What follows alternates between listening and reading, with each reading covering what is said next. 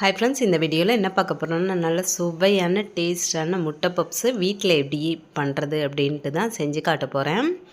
வாங்க வீடியோக்குள்ளே போகலாம். இதுக்கு நான் இன்றைக்கி எடுத்துருக்கிறது வந்து கோதுமை மாவு தான் எடுத்திருக்கேன். கொஞ்சமாக உப்பு சேர்த்து தேவையான அளவு தண்ணி சேர்த்து சப்பாத்தி மாவு மாதிரி நல்லா சாஃப்டாக மாவு பிசைஞ்சு எடுத்துக்கலாம். கோதுமை மாவுக்கு பதிலாக நீங்கள் மைதா வேணும்னா கூட சேர்த்துக்கலாம். உள்ளே வைக்கிற ஸ்டஃபிங்க்கு வந்து வெங்காயம், பச்சை மிளகாய், கருவேப்பிலை இவ்வளோ கட் பண்ணி எடுத்து வச்சுருக்கேன். இப்போ கடாயில் வந்து எண்ணெய் சேர்த்துட்டு கொஞ்சோண்டு கடுகு போட்டு அதை நல்லா பொரிய விட்டுலாம். கடுகு பொரிஞ்சதும் வெங்காயம், பச்சை மிளகாய், கருவேப்பிலை இதை வந்து சேர்த்துக்கலாம். இதில் வந்து தக்காளிலாம் சேர்க்க மாட்டோம், அதனால் வெங்காயம் வந்து கொஞ்சம் அதிகமாக சேர்த்துக்கோங்க. நான் வந்து சின்ன சைஸ் வெங்காயமாக இருந்துச்சு, அது ஒரு 6-7 வெங்காயம் சேர்த்துருக்கேன். கொஞ்சம் நீளமாக நைஸாக கட் பண்ணி எடுத்துக்கலாம். வெங்காயம் வந்து கலர் மாற வேணாம், ப்ரௌனெல்லாம் ஆக வேணாம், லைட்டாக அந்த கண்ணாடி பதம்னு சொல்லுவாங்களே அந்த அளவுக்கு வதக்கி எடுக்கணும். இது கூடவே கொஞ்சமாக மஞ்சள் தூளும் சேர்த்துட்டு வதக்கிக்கலாம். அடுத்ததாக வந்து கொஞ்சம் இஞ்சி பூண்டு பேஸ்ட்டும் வந்து 1 ஸ்பூன் அளவு சேர்த்துக்கிறேன். அதை சேர்த்துட்டு பச்சை ஸ்மெல் போக நல்லா வதக்கி விட்டுடலாம்.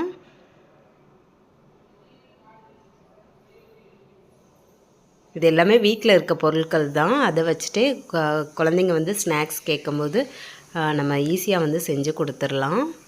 இது கூட வந்து இன்னும் கொஞ்சம் டேஸ்ட்டு கொடுக்கறதுக்காக சிக்கன் மசாலா அப்படி இல்லைன்னா மட்டன் மசாலா சேர்த்துக்கலாம். குழந்தைங்க சாப்பிட்றதுனால இதில் காரத்துக்கு வந்து மிளகாய்த்தூள்லாம் சேர்க்கல, பச்சை மிளகாவும் சேர்த்துருக்கிறதுனால உங்களுக்கு இன்னும் காரம் அதிகமாக தேவைப்பட்டுச்சு அப்படின்னா மிளகாய்த்தூள் வந்து எக்ஸ்ட்ரா சேர்த்துக்கோங்க. நல்லா வதக்கி விட்டுட்டு பச்சை ஸ்மெல் போக நல்லா வதக்கிடணும். கடைசியாக அடுப்பை ஆஃப் பண்ணிவிட்டு கட் பண்ணி வச்சுருக்கா மல்லியில் தூவிட்டு இறக்கிற வேண்டியதான். இறக்கிட்டு நல்லா ஆற வச்சிடலாம். இப்போ வந்து முட்டையும் வேக வச்சு கட் பண்ணி எடுத்து வச்சுருக்கேன். இப்போ வந்து முட்டை பப்ஸ் எப்படி ரெடி பண்ணுறதுன்னு பார்த்துடலாம். ரெடி பண்ணி வச்சுருக்க மாவுலேருந்து கொஞ்சமாக மாவு எடுத்துகிட்டு நல்லா நைஸாக தேய்ச்சி எடுத்துக்கணும். பரோட்டாவுக்கு தேய்க்கிற மாதிரி நல்லா நைஸாக தேய்ச்சி எடுத்துகிட்டு அது மேலே பட்டர், நெய், எண்ணெய் எது வேணாலும் கொஞ்சமாக வந்து தேய்ச்சி விட்டுக்கலாம். தேய்ச்சி விட்டுட்டு இந்த மாதிரியே வந்து 4 சைடும் வந்து ஃபோல்டு பண்ணி எடுத்துக்கணும். ஏற்கனவே ஒரு முட்டை பப்ஸ் வீடியோவும் வந்து போட்டிருக்கோம், அது வந்து கொஞ்சம் வேறு மாதிரி இருக்கும். இந்த மாதிரி ஃபோல்டு பண்ணி எடுத்துகிட்டு இதை வந்து தேய்ச்சி எடுத்துக்கலாம். இது வந்து ரொம்ப நைஸாக தைக்கக்கூடாது, கொஞ்சம் திக்காக இருக்கணும். அப்போ தான் வந்து அந்த ஸ்டஃபிங்லாம் வந்து வெளியே வராமல் இருக்கும். இந்த அளவுக்கு நல்லா தேய்ச்சி எடுத்துகிட்டு இதில் வந்து கொஞ்சமாக ஸ்டஃபிங் ரெடி பண்ணி வச்சுருக்கதை வச்சுக்கலாம். வச்சுட்டு பாதி முட்டை வந்து வச்சுக்கிறேன். வச்சுட்டு இது மாதிரியே ரெடி பண்ணிக்கோங்க. 4 சைடு வந்து இந்த மாதிரி ஃபோல்டு பண்ணி எடுத்துக்கணும். இந்த மாதிரி பண்ணிட்டோம் அப்படின்னா சூப்பராக வந்து முட்டை பப்ஸ் வந்து ரெடி ஆயிரும். இது மாதிரியே எல்லா மாவையும் வந்து ரெடி பண்ணி எடுத்துக்கலாம். இப்போ எல்லாமே ரெடி பண்ணியாச்சு. இது மேலே வந்து கொஞ்சமாக பட்டர் தேய்ச்சி விட்டுக்கிறேன். பட்டர் அப்படி இல்லைன்னா முட்டை கூட நல்லா அடித்து எடுத்துகிட்டு அதுக்கப்புறமா இது மாதிரி தேய்ச்சி விட்டுக்கலாம்.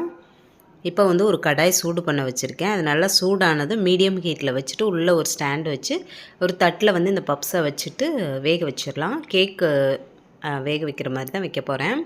மீடியம் ஹீட்டில் வச்சுட்டு அரை மணி நேரத்துலேருந்து ஒரு 40 நிமிஷம் வேக வச்சோம் அப்படின்னா சூப்பராக வெந்துடும்.